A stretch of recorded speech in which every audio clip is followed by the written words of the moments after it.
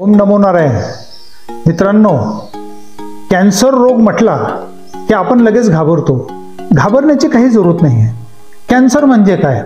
आपल्या शरीरामध्ये 100-200 प्रकारच्या स्पेसीज एकत्र येतात आणि त्या फार मोठ्या प्रमाणात वाढ करतात आणि वाढ केल्यानंतर त्याच्या शेजारील कुठल्याही एखाद्या अवयवाला ते डॅमेज करतात आणि डॅमेज केल्यानंतर त्याचं इन्फेक्शन सर्व शरीरभर पसरतं.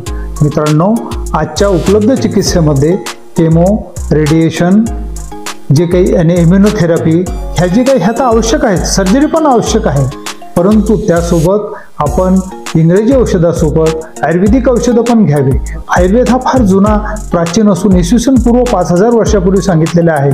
त्यामध्ये आपल्याला गंधक, पारद, अभ्रक, उचला, बचनाक, सांबरसिंग, उपविषय याचा खूप चांगला रिझल्ट होतो. मित्रांनो, ह्या सर्व औषधं आम्ही शिवधाम सरकारमध्ये जे शास्त्रीय आयुर्वेदिक पद्धतीने एकत्र केलेले असून त्यापासून औषध तयार केलेले आहे.